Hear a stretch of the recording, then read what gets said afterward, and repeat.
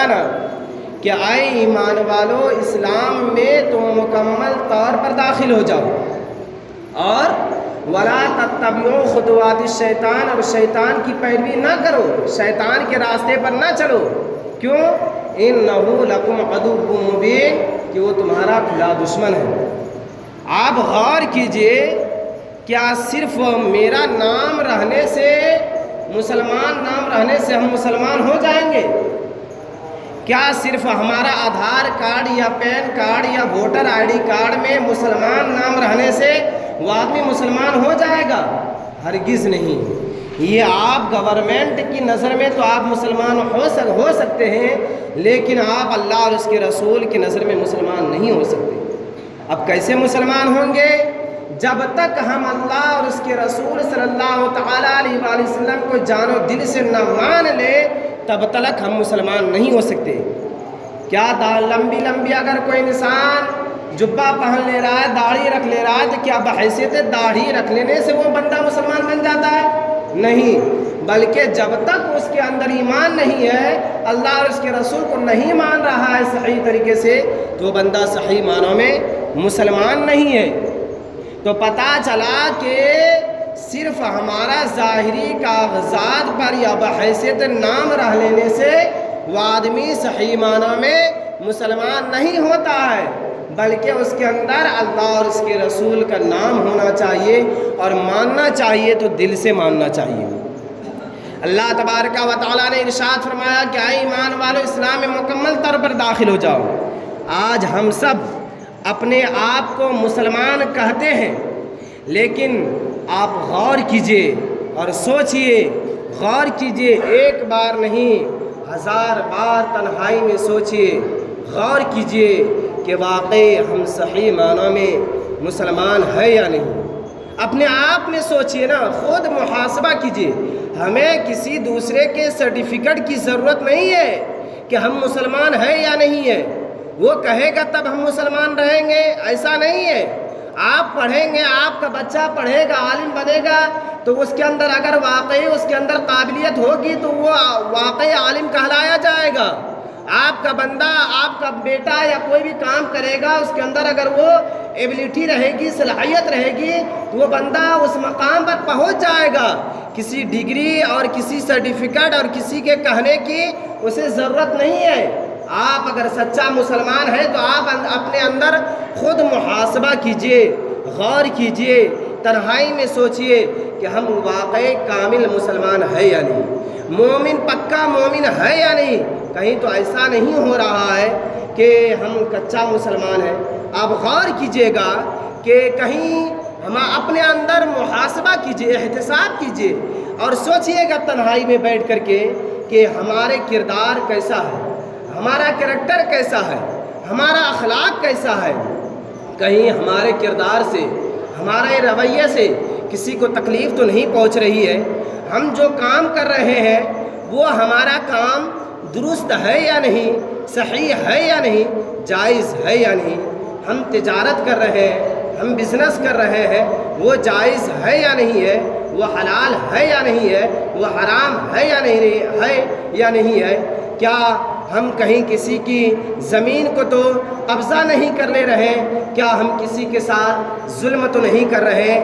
کہ یا پھر ہم کسی آدمی سے حیثیت سے زیادہ کام تو نہیں لے رہے ہیں اور اس کو اس وقت کا پیسہ بھی نہیں مل پا رہا ہو؟ یہ سوچئے گا تنہائی میں کہ کہیں کسی مزدور کے ساتھ ہم ظلم تو نہیں کر رہے ہیں کہ اس سے مزدوری بھی کرا لیا ہو اور اس کا پیسہ بھی نہ دیا ہو، اور کہیں ایسا تو نہیں کر رہے ہیں کہ جس کا حق ہے اس کا حق ہم صحیح طور پر ادا کر رہے ہیں یا نہیں کر رہے ہیں۔ آپ تنہائی میں اس بات کا بھی محاسبہ کیجئے گا کہ کہیں ہم علم کے ساتھ یا علماء کے ساتھ مذاق تو نہیں کر رہے ہیں، کہیں ایسا تو نہیں ہو رہا ہے کہ ہم مذاق کر کے یا ان کی توہین کر کے یا ان کا مسخرہ اڑا کر کے ہم کہیں دین سے تو نکل نہیں گئے، کہیں ہم مسلمان کے دائرے سے تو خارج نہیں ہو گئے۔ یہ غور کیجئے گا، سوچئے گا، اور یہ بھی غور کیجیے گا کہ ہم جس بات کو بول رہے ہیں یا جس پر ہم انگلی اٹھا رہے ہیں، جس پر ہم انگشت نمائی کر رہے ہیں، اس پر میرا انگلی اٹھانا صحیح ہے یا نہیں ہے؟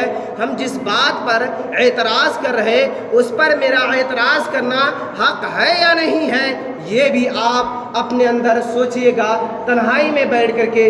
یہ بھی سوچئے گا کہ ہم جو زبان سے جو بات کر رہے ہیں، کہیں ہماری زبان سے ہمارے مومن بھائی کو، ہمارے مسلمان بھائی کو تکلیف تو نہیں پہنچ رہی ہے کہ ہم ایسی بات کر رہے ہیں؟ کہیں وہ بات ہماری گالی کی شکل تو نہیں بن جا رہی ہے کہ جس سے ہمارے مومن بھائی کو، ہمارے مسلمان بھائی کو تکلیف ہو گئی ہو؟ یا پھر یہ بھی بات سوچیے گا کہ کہیں ہمارے رویے کی وجہ سے، ہمارے کردار کی وجہ سے ایسا تو نہیں ہو گیا ہمارے سماج میں، ہمارے ماحول میں، ہمارے انوائرمنٹ میں، ہمارے سوسائٹی میں، کہ جو ناجائز کام تھا ہماری وجہ سے وہ کام تو نہیں ہو گیا؟ اس بات کو بھی آپ تنہائی میں سوچے گا کہ ہم جو کام کرنے والے ہیں وہ جائز کام ہے یا نہیں ہے۔ اور یہ بھی بات اپنے تنہائی میں غور و فکر کے ساتھ سوچئے گا کہ ہم جس آدمی کے ساتھ دے رہے ہیں کیا وہ آدمی صحیح ہے یا نہیں؟ کہیں وہ آدمی ظالم تو نہیں ہے؟ کہیں وہ آدمی خراب تو نہیں ہے کہ دوسروں کے ساتھ ظلم کر رہا ہے، دوسروں کے مال کو ہڑپ رہا ہے؟ ہم اس کے ساتھ تو نہیں کھڑا ہے۔ یہ بھی سوچئے گا کہ کہیں کسی کے ساتھ ناانصافی ہو رہی ہو اور ہم اس کے ساتھ ناانصافی میں کھڑے ہیں، یہ بھی سوچئے گا۔ اور کہیں یہ بھی سوچئے گا، غور کیجئے گا کہ ہم جو بات کر رہے ہیں کہیں صرف ہم جو آدمی صحیح ہے اور حق آدمی ہے ہم اس کو صرف اپنی ذات کے لیے استعمال تو نہیں کر رہے ہیں کہ ہم اس سے اپنا کام تو نہیں نکلوا رہے ہیں؟ یہ بھی غور کیجئے گا کیا اسلام اس بات کی اجازت دیتا ہے یا نہیں دیتا ہے؟ اس بات کو آپ تنہائی میں سوچئے گا۔ یہ بھی سوچئے گا کہ ہم کہیں چھوٹے چھوٹے موٹے بہانہ کر کے ہم نماز تو نہیں چھوڑ رہے ہیں، یہ بھی آپ تنہائی میں سوچے گا۔ کسی دوسرے کے کہنے کی ضرورت نہیں، آپ خود غور کیجئے گا کہ ہم پانچوں وقت جماعت سے نماز پڑھ رہے ہیں یا نہیں پڑھ رہے ہیں، یہ بھی تنہائی میں سوچے گا۔ اور جو بندہ نماز نہیں پڑھ رہا ہے وہ بھی غور کیجئے کہ جا کے ہم نماز کیوں نہیں پڑھ رہے ہیں، ہمارا وجہ کیا ہے، ہم دنیا میں کیوں آئے ہیں، ہمارے آنے کا ریزن کیا ہے؟ کیا انسان دنیا میں صرف اس لیے آیا ہے کہ کھا لیا، کپڑا پہن لیا، گھر بنا لیا، مکان بنا لیا، پھر اس دنیا سے چلا گیا، مر گیا؟ کیا اسی لیے انسان آیا؟ پھر اس میں اور اس جانور میں کیا فرق رہ جائے گا؟ جانور بھی تو زندگی گزر بسر کر رہا ہے نا، کیا وہ چڑیا زندگی گزر بسر نہیں کر رہا ہے؟ وہ بھی تو گھر بناتا ہے، وہ جاتا ہے ادھر ادھر سے اپنا سامان لاتا ہے، پیڑ پر وہ بھی گھر بنا لیتا ہے، وہ بھی کھا رہا پی رہا ہے، جانور بھی کھا رہا ہے پی رہا ہے۔ تو آخر کار یہ بھی غور کیجئے گا کہ ہمارے اندر اور اس جانور کے اندر کیا فرق ہے؟ کیوں اللہ تبارک و تعالیٰ نے ہمیں اس دنیا میں بھیجا ہے اور ہمارا آنے کا مقصد کیا ہے؟ یہ بھی غور کیجئے گا کہ ماہ رمضان جو آتا ہے، رمضان کا مہینہ جو آتا ہے، اس میں ہم روزہ رکھتے ہیں یا نہیں رکھتے؟ کہیں ایسا تو نہیں ہو گیا کہ چھوٹی چھوٹی بیماری کا ہم بہانہ کر لیتے، ارے ہم کو بخار ہو گیا آج ہم روزہ نہیں رکھ پائیں گے، ہم کو یہ ہو گیا، ہم کو وہ ہو گیا، چھوٹی چھوٹی بیماری کا بہانہ کر کے کہیں ایسا تو نہیں کر رہے کہ ہم ماہ رمضان کا روزہ چھوڑ دے رہے ہیں جو اللہ تبارک و تعالیٰ نے ہم پر جا کر کے فرض اعظم قرار دیا ہے، فرض فرمایا ہے؟ یہ بھی غور کیجئے گا، ایک بار نہیں ہزار بار غور کیجئے گا۔ اور اس کے ساتھ ساتھ میں یہ بات بھی ذہن رکھے گا کہ ماہ رمضان کا روزہ ایک دن چھوڑ دینا، اگر آپ پوری زندگی بھر روزہ رکھیں گے پھر بھی اس فرض روزہ کا آپ مقابلہ نہیں کر سکتے ہیں، یہ بھی آپ تنہائی میں غور کیجئے گا۔ اور یہ بھی غور کیجئے گا کہ ہم نمازیں جو چھوڑ رہے ہیں کیوں چھوڑ رہے ہیں، وجہ کیا ہے، ریزن کیا ہے؟ یہ بھی آپ تنہائی میں غور کیجئے گا۔ اور آپ یہ سوچئے گا کہ ہم دوسروں کا ساتھ دے رہے ہیں، کہیں ایسا تو نہیں ہو رہا کہ ہم غلط ساتھ دے رہے ہیں؟ اسی طریقے سے یہ بھی آپ اپنے تنہائی میں غور کیجئے گا، اکیلے میں بیٹھ کر کے سوچئے گا، محاسبہ کیجئے گا کہ ہم زکوٰۃ دیتے ہیں، ہم صدقہ دیتے ہیں، ہم صدقہ فطر دیتے ہیں، کہیں ایسا تو نہیں ہو رہا ہے کہ ہم زکوٰۃ دے رہے ہیں اور ہمارا زکوٰۃ باطل ہو جا رہا ہے احسان جتا کر کے کہ ارے ہم نے اس کو زکوٰۃ دیا تھا، یہ کیا تھا؟ اللہ تبارک و تعالیٰ قرآن میں ارشاد فرماتا ہے یا ایھا الذین آمنوا لا تبطلوا صدقاتکم بالمن والعطاء، اے ایمان والو آج کل معاشرہ کیا ہو گیا جانتے ہیں کہ آدمی زکوٰۃ دے رہا ہے، فوٹو کھنچوا رہا ہے اور سوشل میڈیا پر چھوڑ رہا ہے کہ دیکھو میں نے اس غریب کی مدد کر دی, ہم نے صدقہ کی دیا, اس کے ساتھ جا کے فوٹو کھنچوا رہا ہے اور پورے فیس بک پر, پورے واٹس ایپ پر, پورے سوشل میڈیا پر اس کے ساتھ وہ شیئر کر دے رہا ہے. یاد رکھیے گا, اگر آپ یہ ریاکاری کے لیے کر رہے ہیں اور احسان جتانے کے لیے کر رہے ہیں تو اللہ تبارک و تعالیٰ فرما رہا ہے کیا ایمان والو تم اپنے صدقات کو باطل نہ کرو, تم اپنے زکوٰۃ کو باطل نہ کرو. کس کے ذریعے سے؟ بالمن, یعنی احسان جتا کر, والعطا, اور دوسروں کو تکلیف دے کر کے. یعنی تم نے تو غریبوں کی مدد کی, تم ایسا اور پھر اس کے بعد اپنے اندر فخر کر رہے ہو اور پورے دنیا والوں کو بتا رہے ہو کہ دیکھو ہم نے اس غریب کی مدد کر دی, اتنا پیسہ دے دیا, اتنا پیسہ دے دیا. اگر آپ یہ کام کر رہے ہیں تو آپ کا یہ زکوٰۃ, آپ کا یہ صدقہ, آپ کا یہ مال جو ہے تباہ و برباد ہوتا ہوا نظر آ رہا ہے. اس لیے جو بھی کام کرنا ہے وہ خالص لوجہ اللہ کرنا چاہیے, اللہ تبارک و تعالیٰ کی رضا کے لیے کرنا چاہیے. اپنے اندر سوچئے گا اور غور کیجئے گا کہ اللہ کے رسول نے کیا ارشاد فرمایا ہے اور اللہ نے کیا ارشاد فرمایا ہے, اور پھر اگر آپ قرآن و حدیث کے موافق سوچئے گا اور سمجھئے گا کہ ہم جس کے ساتھ ناروا سلوک کر رہے ہیں, ہم جھوٹ بول رہے ہیں, تو ہمارا یہ جھوٹ بولنا کیا مصطفیٰ نے اس بات کی اجازت دی ہے یا نہیں دی ہے؟ مصطفیٰ کریم نے کیا فرمایا ہے؟ ان الکذب فجور و ان الفجور یہدی الی النار, کہ جھوٹ فسق و فجور ہے اور فسق و فجور جہنم میں لے جانے والا کام ہے. آج کل بات بات پر جھوٹ بولنا یہ مسلمانوں کا شیوا بنتا جا رہا ہے. تو سوچئے گا, تنہائی میں غور کیجئے گا کہ اس کے تعلق سے کیا کیا وعیدہ ہے, مصطفیٰ کریم نے کیا کیا وعیدہ بیان فرمائی ہے. غور کیجئے گا, ایک بندہ نبی کی بارگاہ میں حاضری دیتے اور عرض کرتے ہیں یا رسول اللہ صلی اللہ تعالی علیہ وآلہ وسلم ایکون المؤمن جوانا, کیا کوئی مومن بزدل ہو سکتا ہے؟ قال نعم, نبی نے فرمایا ہاں مومن بزدل ہو سکتا ہے. فقیل لہو, پھر عرض کیا جاتا ہے ایکون المؤمن بخیلا, کیا کوئی مومن بخیل ہو سکتا ہے؟ قال نعم, نبی فرماتے ہیں ہاں مومن بخیل ہو سکتا ہے. پھر عرض کیا جاتا ہے فقیل لہو ایکون المؤمن کذابا, کیا کوئی مومن جھوٹا ہو سکتا ہے؟ قال لا, نبی فرماتے ہیں مومن جھوٹا نہیں ہو سکتا ہے. یعنی جو ایمان والا ہوگا, جو اللہ اور اس کے رسول کو ماننے والا ہوگا, اس کی شان یہ نہیں ہے کہ وہ جھوٹ بولے. اس بات کو آپ تنہائی میں سوچئے گا. اگر آپ کسی کی غیبت کر رہے ہیں تو اس کے بارے میں بھی آپ سوچئے گا کہ مصطفیٰ کریم نے کیا ارشاد فرمایا ہے, اللہ تعالیٰ نے کیا ارشاد فرمایا ہے. مصطفیٰ کریم ارشاد فرماتے ہیں الغیبت اشد من الزنا, کہ غیبت جو ہے نا زنا سے بھی سخت ہے, زنا سے بھی خطرناک چیز ہے. لیکن آج مسلمان بات بات پر ایک دوسرے کی غیبت کرتے ہوئے نظر آتے ہیں. یاد رکھیے گا مصطفیٰ کریم نے یہ, آپ اپنے اندر احتساب کیجئے گا, محاسبہ کیجئے گا کہ ہم جو سماج میں زندگی گزار رہے ہیں, کیوں زندگی گزار رہے ہیں, بات بات پر دوسروں کی چغلی کرنا یہ کیوں ہمارا شیوا بنتا جا رہا ہے. آپ اس پر تنہائی میں بیٹھ کر کے غور کیجئے گا کہ مصطفیٰ کریم نے تو فرمایا تھا لا يدخل الجنت قطات, کہ چغل خور تو جنت میں نہیں جائے گا. آپ اس حدیث کو اپنے اندر رکھیے گا اور سوچئے گا تنہائی میں بیٹھ کر کے کہ مصطفیٰ کریم کیا ارشاد فرما رہے ہیں. آپ غور و فکر کیجئے گا اپنے اندر, اس کے بعد پھر آپ دیکھیے گا کیا ہم اللہ کے فرمان کے مطابق زندگی گزار رہے یا نہیں گزار رہے. رسول اللہ صلی اللہ تعالی علیہ وسلم کے فرمان کے مطابق زندگی گزار رہے یا نہیں گزار رہے.